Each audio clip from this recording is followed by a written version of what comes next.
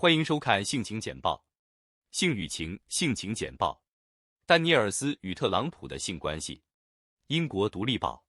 性工作者斯托米·丹尼尔斯 （Stormy Daniels） 在推特上回击了批评者。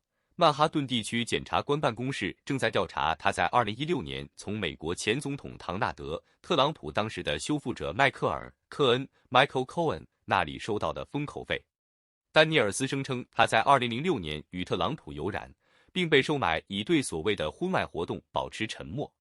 10月16日，特朗普在德克萨斯州的一次集会上侮辱了丹尼尔斯，拒绝了所有关于外遇的指控。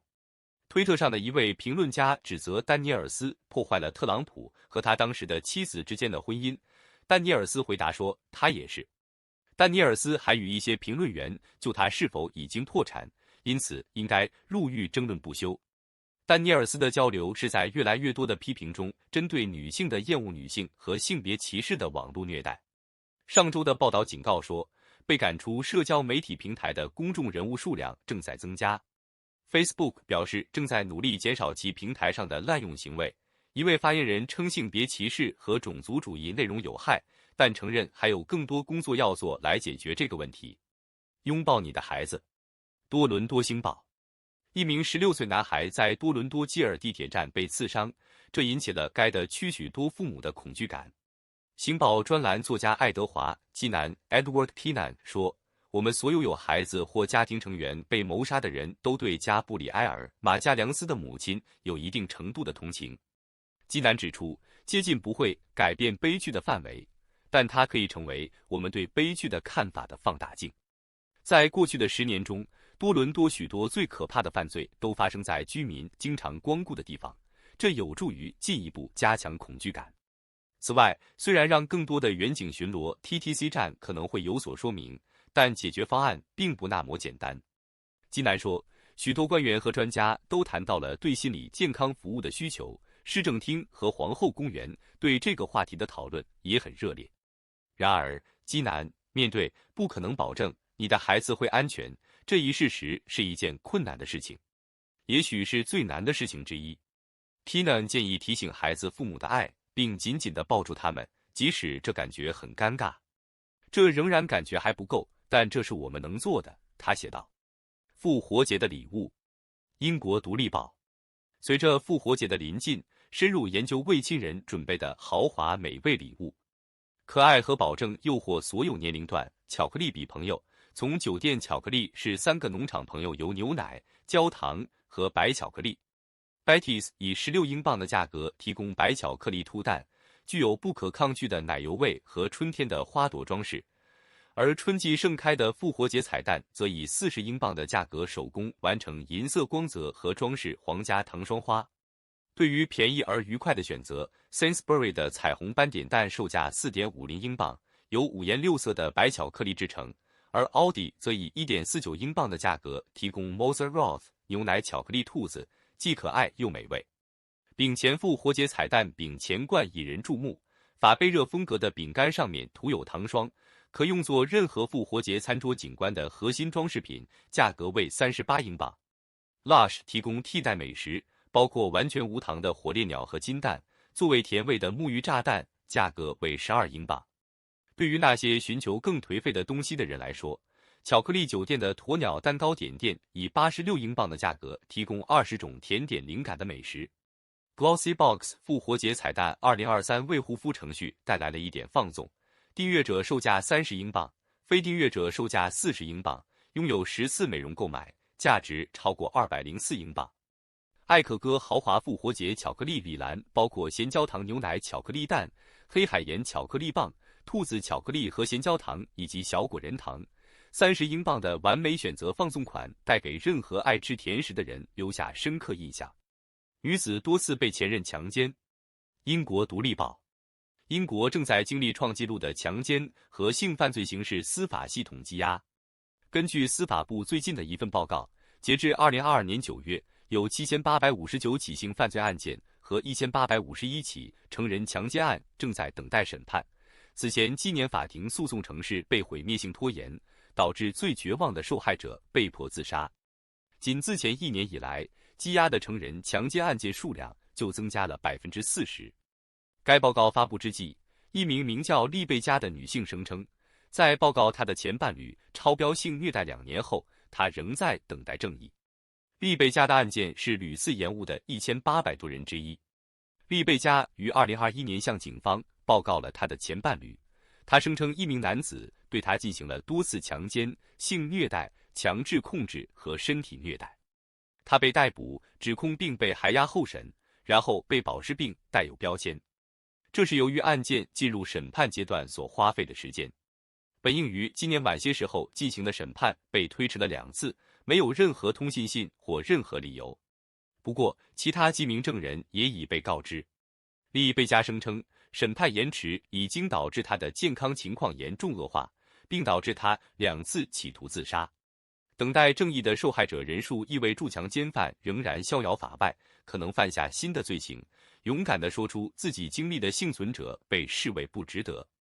摇摇欲坠的司法系统给幸存者及其家人造成创伤，许多案件已没有定罪告终。案件积压的原因包括警察单位缺乏资金，专注于虐待指控，以及不断削减法律援助，限制接触专家证人和允许被指控的虐待者在法庭上代表自己，使起诉案件变得更加困难。破碎天主教团体直面其创始人的谎言。美联社由天主教徒让·瓦尼尔 （Jean Vanier） 创立的照顾智障人士的全球运动 （L'arche） 的独立学者调查显示，瓦尼尔是一个性虐待自恋者，他歪曲了天主教教义，以证明自己的行为是正当的。调查结果显示，该组织的历史是一个谎言，它的核心是一个秘密的、神秘的性教派。至少有25名妇女受到瓦尼尔的虐待。报告呼吁保持警惕，特别是在37个国家的150多个社区行使权威和权力的方式上。L'arche 领导团队最近在罗马开会评估情况，他们的任务是如何推进该组织独特的灵性，因为一旦 Vanier 的秘密生活细节被发现，他的著作就被发现是有问题的。现在如何讲述该组织的故事的问题也出现了，因为它比 Vanier 声称的残疾人社区要复杂得多。现在将进行定期审核，以确保 L'arche 的保护措施得到实施，并且正在进行审查，以确保适当满足人员需求。该报告意义重大，因为它显示了精神骗子如何使用虚假的神秘主义来操纵受害者并进行性虐待。这种现象在天主教会中已经存在了几个世纪。梵蒂冈预防虐待的顶级专家质疑汉斯·佐尔纳牧师 Hans Zollner 赞扬 L'arche 在揭露丑闻方面无所畏惧的勇气，呼吁进一步参与滥用权力，因为滥用权力是基本上每种虐待的根本原因，包括精神虐待。裘利亚·福克斯权衡艾米丽·拉塔科夫斯基、哈里·斯泰尔斯约会传闻。英国独立报。裘利亚·福克斯公开表示支援他的朋友和模特同事艾米丽·拉塔科夫斯基，有传言称他正在与哈里·斯泰尔斯约会。在回应第6页的一篇详细介绍拉塔科夫斯基和斯泰尔斯在东京接吻的镜头的新闻文章时，福克斯只是在帖子上评论道：“那是我的女孩。”两人是多年的朋友，并一起讨论过他们的约会生活。拉塔伊科夫斯基在结婚4年后，于2022年9月与塞巴斯蒂安·贝尔·麦克拉德提出离婚。社交媒体上的粉丝打趣说，斯泰尔斯在2014年的一次采访中表现出了他与拉塔科夫斯基的传闻恋情。他在采访中宣布他是他的名人迷。斯泰尔斯和拉塔科夫斯基尚未对这些谣言发表评论，但这位前单项成员最近与奥利维亚·瓦尔德建立了长期关系，而拉塔科夫斯基此前曾与喜剧演员埃里克·安德烈有浪漫联系。该模特与前夫塞巴斯蒂安·贝尔·麦克拉德有一个2岁的儿子。福克斯在2019年萨夫迪兄弟的长片《为切割的宝石》终生明确起，并将出现在导演罗伯特·艾格斯的后续电影《诺斯曼》中。他还创作了以女性权利为重点的热门艺术作品，该作品出现在未切割的宝石的几个场景的背景中，以及2020年 Netflix 电影《我正在考虑结束事情》的银幕上，并在社区艺术空间 Dennis 的董事会任职。毕卡索50年过去了，伟大的艺术家还是值得取消的厌女主义者。英国独立报。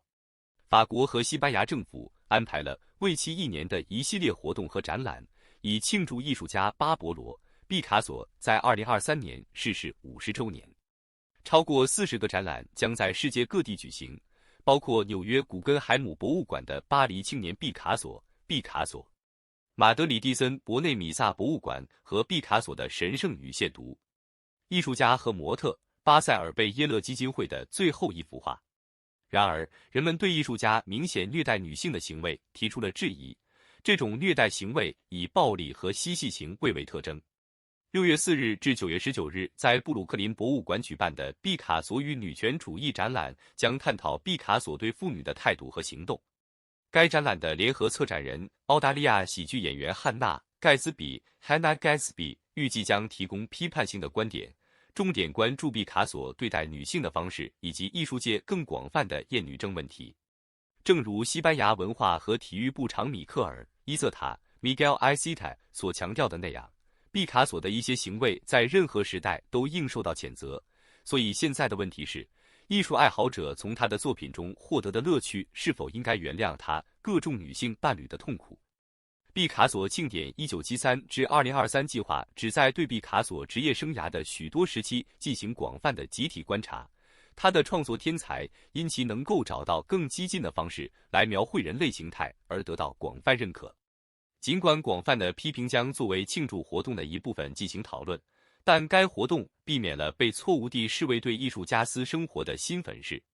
家庭暴力受害者的咨询热线，澳洲 ABC。负责为家庭和性暴力受害者提供支援的澳大利亚国家暴力和虐待创伤咨询和康复服务1800 Full Stop 报告说，如果没有联邦政府的紧急支持，他们将不得不关闭，因为他们的公司资金将在6月耗尽。为了继续运营，他们每年需要大约58万6千美元。该热线已由 NRMA 保险提供3年的财务支援。然而，保险公司无法继续支付账单。这就是为什么 Full Stop Australia 现在正在寻求政府干预的原因。Full Stop Australia 的临床主任 Tara Hunter 表示，该热线为处于危机中的人们提供了持续的支援。据号澳大利亚要求注资，以继续向家庭暴力受害者提供援助。该热线为许多经历过创伤情况并发现难以与朋友和家人分享的人提供支援和生命线。NRMA 保险公司在大流行开始时向 Full Stop Australia 捐赠了200万美元，用于启动全国热线。然而，它几乎已经筋疲力尽。此外，澳大利亚国家24小时咨询服务1800 Respect 1800 Full Stop 是其中的一部分的联邦资金被授予 Telstra， 在上一财政年度拨打了超过22万个电话。澳大利亚政府资助的1800 Respect 电话咨询服务的电话从2010年11月年度的11000多个急剧增加到2019-20年度的22万多个。社会服务部长阿曼达·里什沃斯 （Amanda Richworth） 表示，澳大利亚政府资助1800 Respect 成为全国任何经历或面临家庭暴力或性暴力风险的人的前门。政府提供资金，但州和地区政府对提供一线服务负有主要责任。Full Stop Australia 旨在筹集政府资金，以继续支援其社区。国防军性骚扰指控进行法定调查。英国独立报，爱尔兰部长们承诺对该国防军内部性行为不端和其他虐待行为的指控进行法定调查。在宣布这一消息之前，独立审查小组发表了一份报告，该报告考虑了与军事人员数百小时的磋商。报告发现，此类事件被广泛掩盖，往往没有报道。受访者谈到欺凌和性骚扰，甚至强奸和其他严重的身体攻击，这些行为在调查中被搞砸和拖延。在一个案例中，在安全摄像机镜头出现之前，对一个投诉进行了2年的调查，这表明投诉人不可信。在接受调查的女性受访者中，88%的人报告遭受过一种或多种形式的性骚扰。受访者还描述了通过被称为野兽和围攻的艰苦运动进行的惩罚。盖奇确认与发型师阿普尔顿的关系。英国独立报，演员卢卡斯·盖奇公开证实了他与克里斯·阿普尔顿的关系。克里斯·阿普尔顿是金·卡戴珊和詹妮弗·洛佩斯等名人的知名发型师。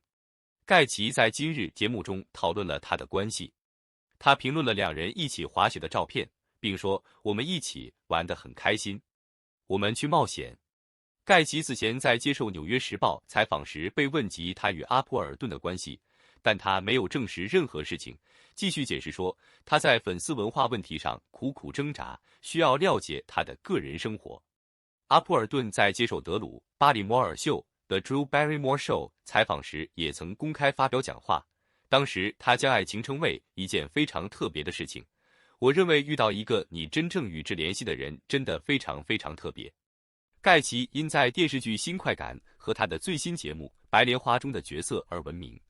阿普尔顿是一位著名的英国发型师，据说每次预约收费超过1200英镑。在阿普尔顿和盖奇在 Instagram 上发布彼此的照片后，这对夫妇的关系开始在社交媒体上投机。他们都用轻浮的信息评论对方的帖子，导致粉丝猜测一段关系。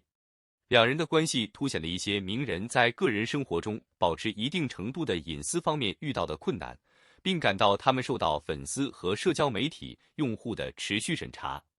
阿普尔顿和盖奇加入了越来越多的名人名单，他们大声几乎歪曲他们日常生活现实的困难，导致虚假谣言和他们关系的感知图像。